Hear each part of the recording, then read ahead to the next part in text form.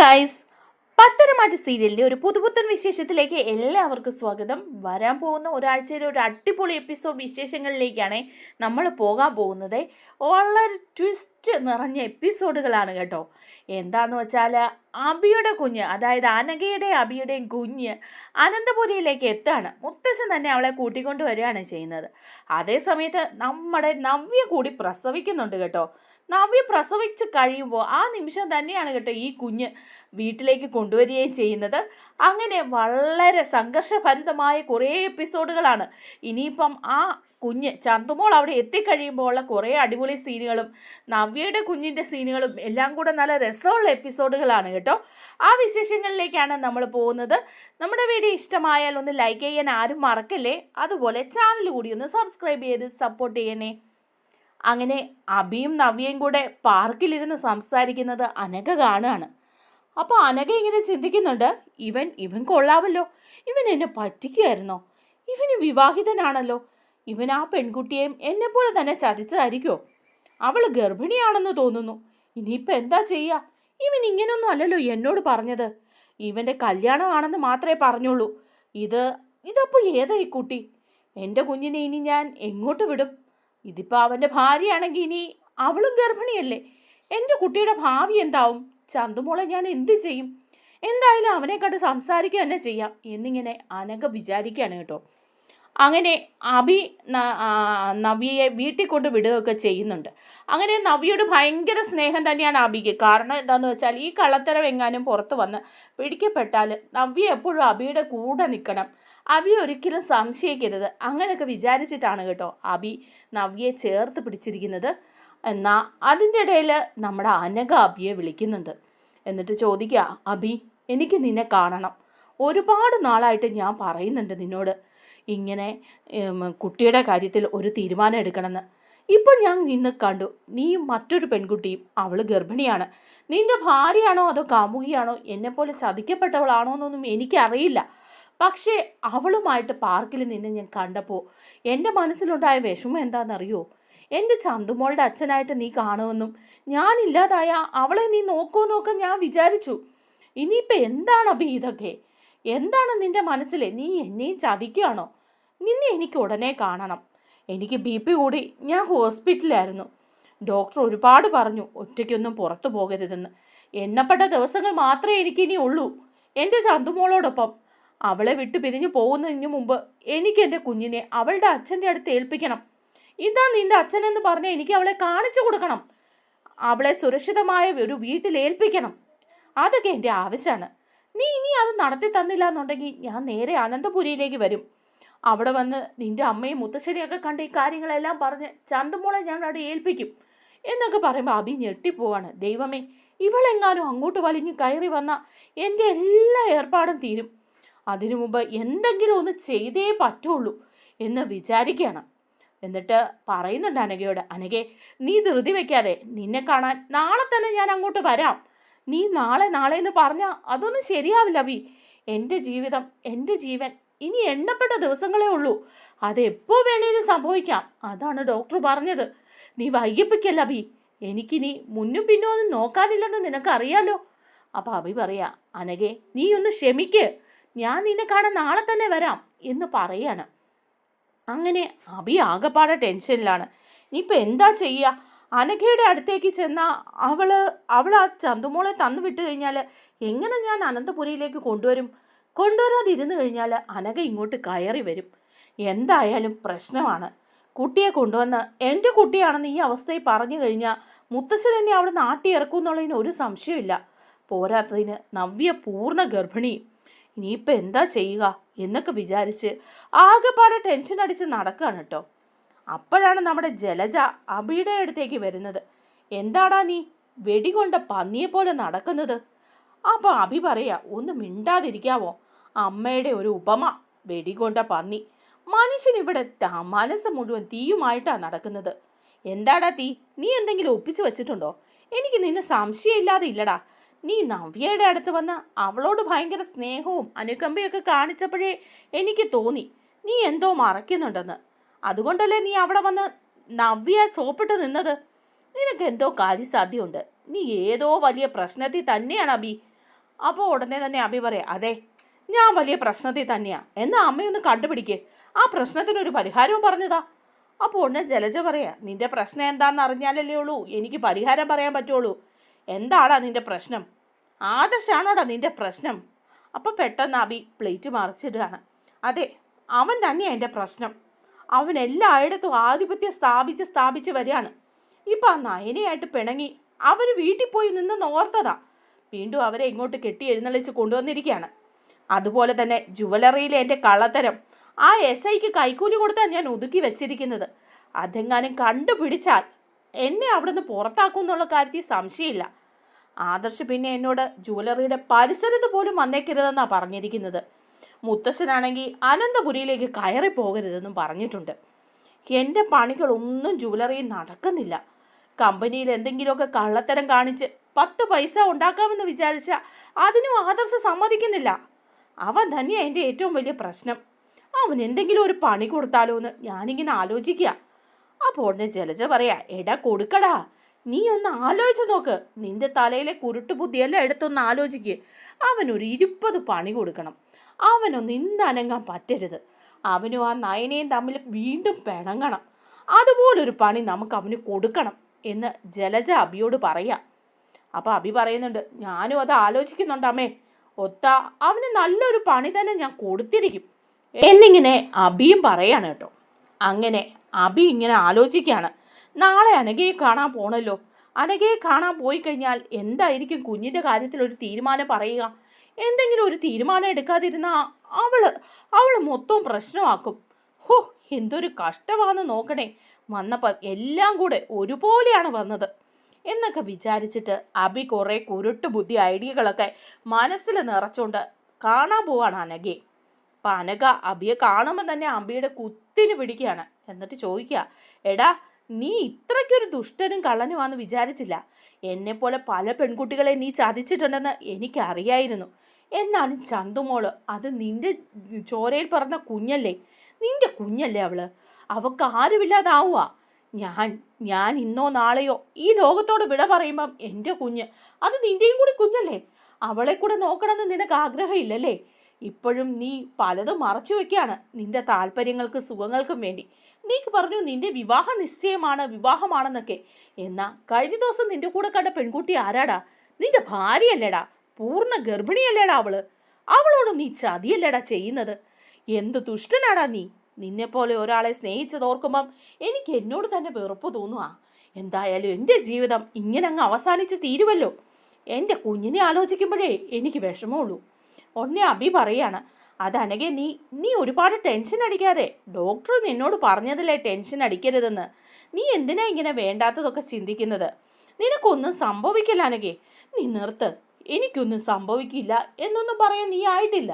അതൊന്നും നിന്നെ ബാധിക്കുന്ന കാര്യമല്ല. എൻ്റെ കുഞ്ഞ്, അതായത് നിന്റെ കുഞ്ഞ്, അവളെ നീ സംരക്ഷിക്കണം. അവളെ നിന്റെ വീട്ടിൽ കൊണ്ട് നിർത്തി നീ നോക്കണം. അവളുടെ അച്ഛനാണ് എന്ന് പറഞ്ഞ് ഈ ഭൂമിയിൽ എനിക്ക് കാണിച്ചു കൊടുക്കാൻ നീ മാത്രമേ ഉള്ളൂ. നിന്നെ കാണിച്ചു കൊടുക്കണം. അതാണ് എൻ്റെ അവസാന ആഗ്രഹം. അപ്പോൾ അഭി പറയാ, അതൊക്കെ നമുക്ക് ശരിയാക്കാം.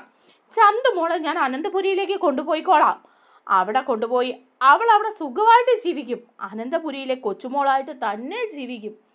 പക്ഷേ നീ എൻ്റെ പേര് കുഞ്ഞിനോട് പറയല്ലേ അച്ഛനാന്ന് പറഞ്ഞ്.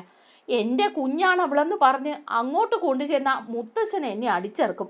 ആ കൂടെ കൊച്ചിനെയും കൊണ്ട് ഞാൻ ഇറങ്ങേണ്ടി വരും തെരുവിലേക്ക്. വേറെ ജോലിയോ പണിയൊന്നും ഇല്ലാത്ത ഞാൻ എങ്ങനെ കുഞ്ഞിനെ സംരക്ഷിക്കും? നിനക്കറിയാൻ വയ്യഞ്ഞിട്ടാ എൻ്റെ അവസ്ഥ. എൻ്റെ ഭാര്യയാണ് നവ്യ, അവളാണ് പൂർണ്ണ ഗർഭിണിയാണ്. ഉടനെ തന്നെ ഒരു കുഞ്ഞിന് ജന്മവും നൽകും. അതിൻ്റെ കൂടെ മറ്റൊരു കുഞ്ഞിൻ്റെ പിതാവാണ് ഞാനെന്നറിഞ്ഞാൽ മുത്തശ്ശൻ എന്നെ വീട്ടിൽ നിർത്തില്ല. ഇപ്പം തന്നെ എൻ്റെ തരികിട പരിപാടികളൊക്കെ അറിയാവുന്നത് കൊണ്ട് ഒരു വിധത്തിലാണ് ഞാൻ അവിടെ പിടിച്ചു നിൽക്കുന്നത്. നല്ല കുഞ്ഞ് ചമഞ്ഞ് അവിടെ അങ്ങ് പാവം പോലെ നിൽക്കുക. ഇല്ലെങ്കിൽ എന്നെ ഞാൻ വീടിന് വെളിയിലേറിയായേനെ. അപ്പം നിനക്ക് പറയാണ്, അതൊന്നും എന്നെ ബാധിക്കുന്ന കാര്യമല്ല. അപ്പം പിന്നെ ഞാൻ ആരെ കാണിച്ചു കൊടുക്കും എൻ്റെ കൊച്ചിൻ്റെ അച്ഛനാണെന്ന് പറഞ്ഞ്? അതൊക്കെ ഞാൻ നിനക്ക് പറഞ്ഞു തരാം അനഘേ, കാര്യമുണ്ട്. എന്താന്ന് വെച്ചാൽ ഈ കുഞ്ഞിനെ നമുക്ക് അനന്തപുരിയിൽ അവിടുത്തെ കൊച്ചുമോളായിട്ട് തന്നെ ഞാൻ വളർത്താം. അവൾക്ക് എല്ലാ സുഖവും സൗകര്യവും സന്തോഷവും എല്ലാം കിട്ടി, എല്ലാവരുടെയും സ്നേഹവും കിട്ടി അവിടെ ജീവിക്കും. പക്ഷേ എൻ്റെ കുഞ്ഞാണെന്ന് മാത്രം നീ പറയരുത് അനഘേ. പിന്നെ എന്താടാ ഞാൻ എൻ്റെ കുഞ്ഞിനെ കാട്ടിക്കൊടുക്കുന്നത്? അവളുടെ അച്ഛൻ ആരാന്ന് പറഞ്ഞിട്ട് വേണം ഞാൻ ഈ ലോകത്തുനിന്ന് പോകാൻ. അപ്പോൾ പറയാണ്, അതിന് ഞാനൊരു മാർഗം നിനക്ക് ഞാൻ പറഞ്ഞു തരാം.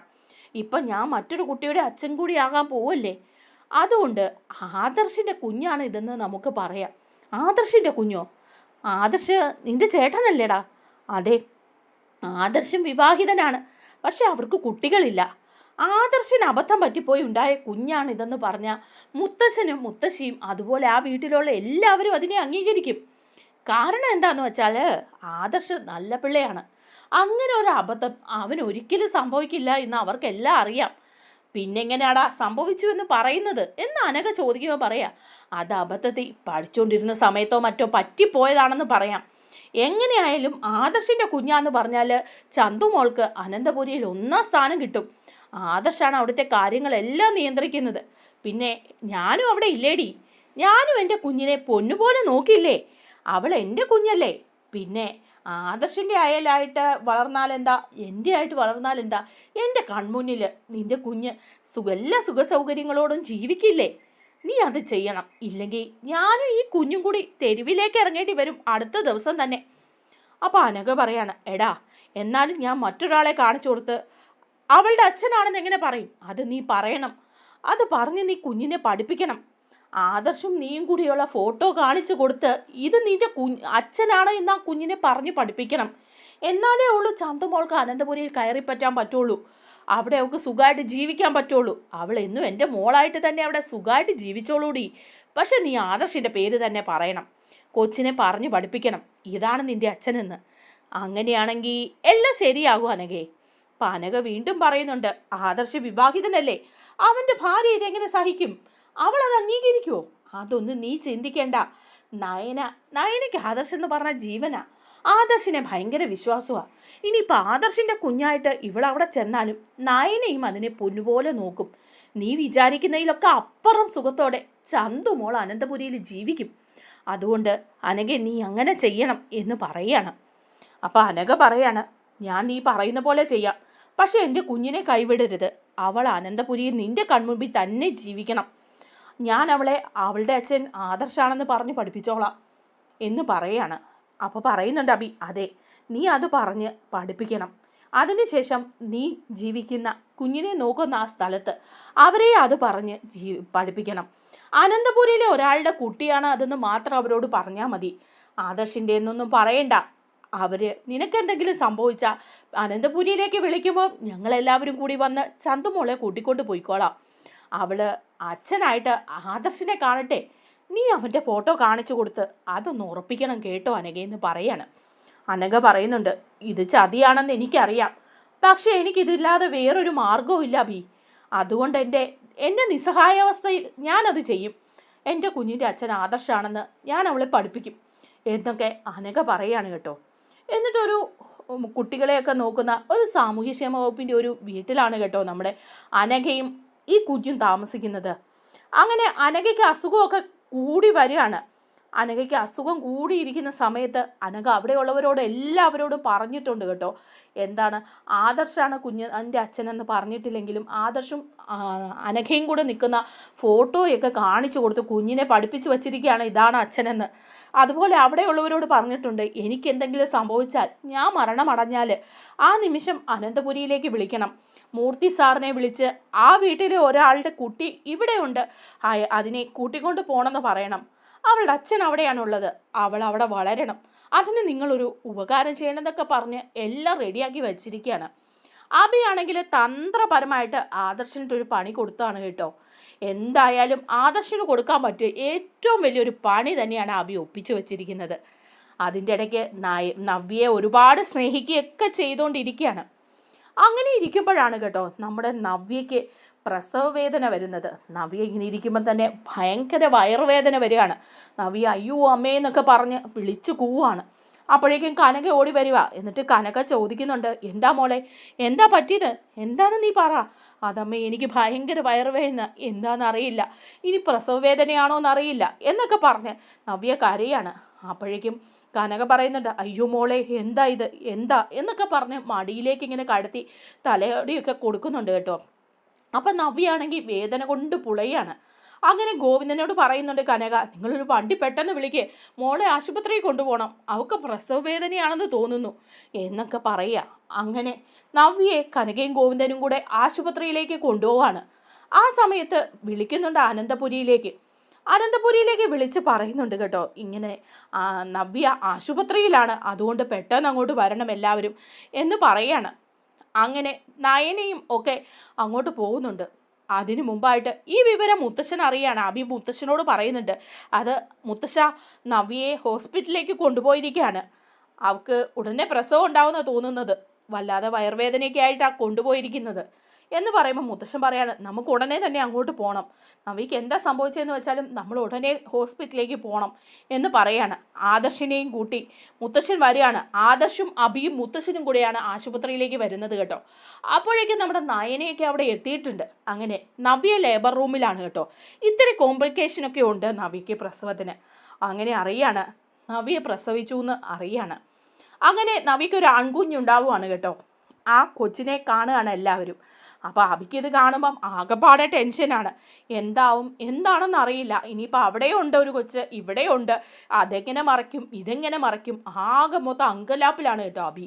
അപ്പോൾ മുത്തശ്ശനും ആദർശനും നയനയ്ക്കും എല്ലാവർക്കും ഭയങ്കര സന്തോഷമാവുകയാണ് കേട്ടോ നവ്യ പ്രസവിച്ചു എന്ന് അറിയുമ്പോൾ. അങ്ങനെ അവരെല്ലാം ആശുപത്രിയിലെത്തി കുഞ്ഞിനെയൊക്കെ കാണുകയാണ്. അതേസമയം നമ്മുടെ അനാമികയ്ക്കും ജലജയ്ക്കും അത്ര ഇഷ്ടപ്പെടുന്നില്ല കേട്ടോ. ജലജയാണെങ്കിൽ ആശുപത്രിയിലേക്ക് പോലും പോയിട്ടില്ല. അപ്പം മുത്തശ്ശി പറയുന്നുണ്ട്, ജലജെ നീ ഒന്ന് അവിടം വരെ ചെല്ല്, നിന്റെ മരുമോളല്ലേ പ്രസവിച്ച് കിടക്കുന്നത്, പിന്നെ പ്രസവിച്ചെങ്കിൽ അവൾ പ്രസവിക്കും, കുഞ്ഞിനെ ഇങ്ങോട്ട് കൊണ്ടുവരുമ്പോൾ എങ്ങാനും കാണാം എന്നൊക്കെ ജലജയും പറയുക. അങ്ങനെ മുത്തശ്ശനും അബിയും ആദർശവും ഒക്കെ അവിടെ നിൽക്കുന്ന സമയത്ത് മുത്തശ്ശനൊരു കോള് വരികയാണ്. എന്നിട്ട് ചോദിക്കുന്നുണ്ട്, അനന്തപുരിയിലെ മൂർത്തി സാറല്ലേ എന്ന് ചോദിക്കുക. അപ്പോൾ പറയുന്നുണ്ട്, അതെ ഞാൻ മൂർത്തിയാണെന്ന് പറയാണ്. അപ്പോൾ പറയുന്നുണ്ട് അവർ ഇത് ഒരു കുട്ടികളെ നോക്കുന്ന ഒരു സ്ഥലത്തു നിന്നാണെന്ന് പറയാണ്, ഗവൺമെൻറ്റിൻ്റെ ഒരു ബാലഭവനിൽ നിന്നാണ് വിളിക്കുന്നതെന്ന് പറയുക. അപ്പോൾ ചോദിക്കുന്നുണ്ട് മുത്തച്ഛൻ, എന്താ, നിങ്ങളൊന്ന് പെട്ടെന്ന് ഇവിടം വരെ വരണം, നിങ്ങൾക്ക് വേണ്ടപ്പെട്ട ഒരാൾ ഇവിടെ മരണപ്പെട്ടിട്ടുണ്ട്, അതുപോലെ തന്നെ മറ്റൊരു കുട്ടി കൂടി ഇവിടെ ഉണ്ട് എന്ന് പറയാണ്. അപ്പോൾ മുത്തശ്ശൻ ചോദിക്കുന്നുണ്ട്, ഞങ്ങൾക്ക് വേണ്ടപ്പെട്ട ആരാ ഇവിടെ മരണപ്പെട്ടിരിക്കുന്നത്? ഒരു പെൺകുട്ടിയാണ്, അനഘ എന്നാണ് പേര് പറഞ്ഞിരിക്കുന്നത്. ആ കുട്ടി പറഞ്ഞിരിക്കുന്നത് ആ കുട്ടിക്ക് ബന്ധുക്കളായിട്ട് നിങ്ങൾ മാത്രമേ ഉള്ളൂ എന്നാണ് പറഞ്ഞിരിക്കുന്നത്. അതുപോലെ മരണശേഷം ആ കുഞ്ഞിനെ നിങ്ങളെ ഏൽപ്പിക്കണം എന്നാണ് പറഞ്ഞിരിക്കുന്നത് എന്ന് പറയുമ്പം മുത്തശ്ശൻ പറയാം, അങ്ങനെ ആരെങ്കിലുമൊക്കെ പറഞ്ഞാൽ അവർ ഞങ്ങളുടെ ബന്ധുക്കളാവുമോ? ആ കുട്ടിക്ക് ഞങ്ങളുടെ കുടുംബമായിട്ട് എന്ത് ബന്ധമുള്ളത്? അപ്പോൾ ഉടനെ അവർ പറയുന്നുണ്ട്, ആ കുട്ടിക്ക് നിങ്ങളുടെ കുടുംബമായിട്ട് നല്ല ബന്ധം തന്നെയുണ്ട്, കാരണം നിങ്ങളുടെ കുടുംബത്തിലെ ഒരാളുടെ കുട്ടിയാണത്, അങ്ങനെയാണ് അതവർ പറഞ്ഞിരിക്കുന്നത്. അതുപോലെ അവരുടെ ബോഡി ഇവിടെ ഉണ്ട് കേട്ടോ, അതുകൊണ്ട് കാണാൻ വേണ്ടി നിങ്ങൾ അങ്ങോട്ട് എത്തണം, ഇതിനൊരു തീരുമാനം ഉണ്ടാവണമെന്ന് പറയുകയാണ്. അപ്പോൾ മുത്തശ്ശൻ ആദർശനോടും അബിയോടും പറയുന്നുണ്ട്, ഇങ്ങനെ ബാലഭവൻ്റെ അവിടെ നിന്നാണ് വിളിച്ചിരിക്കുന്നത്, അവിടെ ഒരു പെൺകുട്ടി മരിച്ചിട്ടുണ്ട്, ആ കുട്ടി അവളുടെ ബന്ധുക്കളായിട്ട് നമ്മളെയാണ് പറഞ്ഞിരിക്കുന്നത്, മരിക്കുമ്പോൾ നമ്മളെ അറിയിക്കണമെന്ന് പറഞ്ഞിട്ടുമുണ്ട്.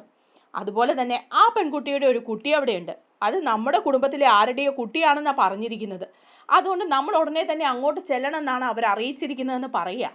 അപ്പോൾ അബിക്ക് ആകെപ്പാടെ വെപ്രാളാവും, ദൈവമേ അനഘ മരിച്ചു പോയോ, ഇനിയിപ്പോൾ അങ്ങോട്ട് ചെന്നാൽ എന്താവും അവസ്ഥ, എന്തായാലും ആദർശിൻ്റെ തലയിൽ ഇരുന്നോളുമല്ലോ കൊച്ച് എന്നൊക്കെ വിചാരിക്കണം. അപ്പോൾ ആദർശ് പറയുന്നുണ്ട്, മുത്തശ്ശൻ എന്തേ പറയുന്നത്, അങ്ങനെ ആരെങ്കിലുമൊക്കെ എന്തെങ്കിലും വിളിച്ചു പറഞ്ഞാൽ അത് നമ്മുടെ ബന്ധുവാകുമോ, അവിടെ ചെന്നാൽ ആ കുട്ടി എങ്ങനെ നമ്മുടെ കുടുംബത്തിലെ കുട്ടിയാവും, ഇതൊക്കെ എന്താ ഇത്? അപ്പം മുത്തശ്ശൻ പറയാണ്, ആദർശേ ഇവിടെ നിന്ന് നമ്മളൊരു ബഹളമൊന്നും വെക്കണ്ട, നവ്യയുടെ പ്രസവം സുഖമായിട്ട് കഴിഞ്ഞു, അവൾക്കൊരാൺകുഞ്ഞും ഉണ്ടായി, നമുക്ക് എന്തായാലും അവിടെ വരെ ഒന്ന് ചെന്ന് നോക്കാം, എന്താ സംഗതി എന്ന് അവിടെ ചെല്ലുമ്പോൾ അറിയാൻ പറ്റുമല്ലോ എന്ന് പറയണം. അങ്ങനെ അഭിയെയും ആദർശനെയും കൂട്ടി മുത്തശ്ശൻ അങ്ങോട്ട് പോവുകയാണ് കേട്ടോ. അപ്പോൾ അവിടെ ചെന്ന് കഴിയുമ്പം വളരെ ശോകമായ ഒരു അന്തരീക്ഷം, കുറച്ച് ആളുകളൊക്കെ ഇങ്ങനെ കൂടി നിൽപ്പുണ്ട്. അവിടെയാണെങ്കിൽ ഒരു ഡെഡ് ബോഡി വെച്ചിട്ടുമുണ്ട്, അത് അനഘയുടെ ഡെഡ് ബോഡിയാണ് കേട്ടോ. അപ്പോൾ മുത്തശ്ശനും അബിയും ആദർശവും ഒക്കെ അത് വളരെ ദുഃഖത്തോടു കൂടി ആ ഡെഡ് ബോഡി കാണുകയാണ്. അപ്പോൾ കുറച്ച് പേര് ഇറങ്ങി വന്നിട്ട് പറയാണ്, ഈ പെൺകുട്ടി നിങ്ങളുടെ ബന്ധുവാണെന്നാണ് പറഞ്ഞിരിക്കുന്നത്, അപ്പം ദഹനവും ഒക്കെ നടത്താനായിട്ടുള്ള കാര്യങ്ങളൊക്കെ ഗവൺമെൻറ് ചെയ്തിട്ടുണ്ടെങ്കിലും നിങ്ങൾ അതിലൊക്കെ ഒപ്പിട്ട് തരണം, കാരണം നിങ്ങളുടെ അനുമതിയോടുകൂടി വേണം, മരിക്കുമ്പോൾ നിങ്ങളെ അറിയിക്കണം എന്നാണ് പറഞ്ഞിരിക്കുന്നത്, അനന്തപുരിയിൽ അറിയിക്കണം എന്ന് പറഞ്ഞിട്ടുണ്ട് എന്ന് പറയുകയാണ്. അപ്പോൾ അവർക്ക് ആദർശ് പറയുന്നുണ്ട്, ഞങ്ങൾക്ക് ഈ കുട്ടിയെ അറിയില്ല, പക്ഷേ ഞങ്ങളോട് പറഞ്ഞതനുസരിച്ച് ആ കുട്ടിയുടെ മരണമൊഴി അതാണ് ഏറ്റവും വലിയ തെളിവ്, ആ മരണമൊഴി അനുസരിച്ച് നിങ്ങളുടെ ബന്ധുവാണ് ഈ കുട്ടി, അതുപോലെ തന്നെ ഈ കുട്ടിയുടെ കുഞ്ഞ് ഈ ചന്തുമോള് നിങ്ങളുടെ കുടുംബത്തിലെ ഒരാളുടെ കുട്ടിയാണ്. അത് ആരാണെന്നുള്ള കാര്യം ഞങ്ങൾക്ക് വ്യക്തമല്ല, ആ കുട്ടിക്ക് അറിയുള്ളൂ. നിങ്ങളെ ഏൽപ്പിക്കണമെന്നാണ് പറഞ്ഞിരിക്കുന്നത്, അതുകൊണ്ടാണ് എന്ന് പറയാണ്. അങ്ങനെയൊക്കെ പറയുമ്പോൾ ആദർശ് ദേഷ്യപ്പെടുവാണ് കേട്ടോ. അപ്പോൾ അവരെല്ലാം ബഹളം വെച്ച് വരിക. അപ്പോൾ മുത്തശ്ശൻ തടയാണ്, വേണ്ട, ഒരു ബഹളവും വേണ്ട എന്ന് പറയുക. അങ്ങനെ അനഘയുടെ ശവസംസ്കാര ചടങ്ങുകളൊക്കെ നടക്കുകയാണ്. അപ്പോൾ മുത്തശ്ശനും അബിയും ആദർശവും ഒക്കെ അവിടെ ഉണ്ട് കേട്ടോ. അതിനൊക്കെ ശേഷം അവിടെ നിൽക്കുമ്പോഴേക്കും ഒരു കുട്ടി ഓടി ഇറങ്ങി വരികയാണ്. ഇവർ പോകാൻ തുടങ്ങുമ്പോഴേക്കും അച്ഛ എന്ന് വിളിച്ചിട്ടാണ് കേട്ടോ അത് ഓടി ഇറങ്ങി വരുന്നത്. അപ്പോൾ അബിയുടെ നെഞ്ചിലൊരു ആന്തലൊക്കെ വരുന്നുണ്ട്. എന്നിട്ടും അബി നന്നായിട്ട് നിന്ന് അഭിനയിക്കുകയാണ്. അപ്പോഴേക്കും അവർ പറയുന്നുണ്ട്, ഈ കുട്ടിയെ കൂടി കൊണ്ടുപോകണം എന്ന് പറയുമ്പം മുത്തശ്ശൻ പറയുന്നുണ്ട്, ഈ കുട്ടിയെ എങ്ങനെ കൊണ്ടുപോകാനാ, ഇത് ആയിട്ടുള്ള ഒരു തെളിവുമില്ല, എന്തെങ്കിലും തെളിവുകളൊക്കെ ഉണ്ടെങ്കിലല്ലേ കൊണ്ടുപോകാൻ പറ്റുള്ളൂ എന്ന് പറയുമ്പം അവർ പറയുന്നുണ്ട്, DNA ടെസ്റ്റും അങ്ങനെയുള്ള കാര്യങ്ങളൊക്കെ ചെയ്യാം, അത് നിങ്ങൾക്ക് പിന്നീട് ചെയ്യാം, പക്ഷേ ഈ കുട്ടിയുടെ മരണമൊഴി അനുസരിച്ച് അവളുടെ കുഞ്ഞിനെ നിങ്ങളുടെ കുടുംബത്തിൽ ഏൽപ്പിക്കാനാണ് പറഞ്ഞിരിക്കുന്നതെന്ന് പറയാം. അപ്പോൾ ആദർശും അബിയൊക്കെ പറയുന്നുണ്ട്, അതൊന്നും നടക്കില്ലെന്നൊക്കെ അങ്ങ് ഭയങ്കര അഭിനയം നടത്തുക അബി. അതൊക്കെ കഴിയുമ്പം ഈ കുഞ്ഞു പറയാണ് ആദർശിനെ നോക്കിയിട്ട്, അച്ഛ എന്നെ കൂടി കൊണ്ടുപോകും അച്ഛ, എന്നെ ഇവിടെ നിർത്തിയിട്ട് പോവല്ലേ, എന്നെ കൂടി വീട്ടിലേക്ക് കൊണ്ടുപോകുമെന്ന് പറയുകയാണ് കേട്ടോ. അപ്പോൾ ആദർശിൻ്റെ കയ്യിലിങ്ങനെ പിടിച്ചിട്ടാണ് പറയുന്നത്. അപ്പോൾ അവിടെ ഒരു ഫോട്ടോയിലൊക്കെ ആദർശും അതുപോലെ തന്നെ അനഘയും കൂടി നിൽക്കുന്ന ഫോട്ടോയുണ്ട്. അതൊക്കെ ഈ കുഞ്ഞ് കാണിച്ചു കൊടുക്കുകയാണ്, ഇതെൻ്റെ അമ്മ, ഇതല്ലേ അച്ഛൻ എന്നൊക്കെ പറഞ്ഞ് കാണിച്ചു കൊടുക്കുമ്പോൾ അതും മുത്തശ്ശൻ കാണുകയാണ്. അപ്പോൾ മുത്തശ്ശനൊന്നും പറയാൻ പറ്റുന്നില്ല ഇതിലേതാണ് സത്യം എന്ന്. പക്ഷേ മുത്തശ്ശൻ ആദർശിനെ വലിയ സംശയമൊന്നുമില്ല കേട്ടോ. പക്ഷേ ആ കുഞ്ഞിൻ്റെ വിളി, എന്നെ ഇവിടെ ഇട്ടിട്ട് പോവല്ലേ അച്ഛ എന്ന് പറയുമ്പോൾ മുത്തശ്ശൻ ആ കുട്ടിയുടെ കൈ പിടിച്ച് നേരെ അനന്തപുരിയിലേക്ക് കൊണ്ടുപോവാണ്. അങ്ങനെ അബിക്ക് 2 കുട്ടികളായിരിക്കുകയാണ് കേട്ടോ. അപ്പോൾ ജലജയാണെങ്കിൽ മകൻ ഒപ്പിച്ച് വെച്ച പണിയൊന്നും അറിയാതെ ജലജ പറയുന്നുണ്ട്, ഇതെന്തിനാ ഈ കൊച്ചിനെയും കൊണ്ട് ഇങ്ങോട്ട് വന്നിരിക്കുന്നത്, ഈ കൊച്ചും നമ്മുടെ കുടുംബമായിട്ട് എന്ത് ബന്ധമുണ്ടെന്നാണ് ഈ പറയുന്നത് എന്നൊക്കെ ജലജ അവിടെ പറയുന്നുണ്ട് കേട്ടോ. ഇനി അങ്ങോട്ട് നല്ല അടിപൊളി ട്വിസ്റ്റുകൾ നിറഞ്ഞ എപ്പിസോഡുകളാണ് വരാൻ പോകുന്നത്. നമ്മുടെ വീഡിയോ ഇഷ്ടമായാലൊന്ന് ലൈക്ക് ചെയ്യണേ, ചാനൽ കൂടി ഒന്ന് സബ്സ്ക്രൈബ് ചെയ്ത് സപ്പോർട്ട് ചെയ്യണേ. താങ്ക്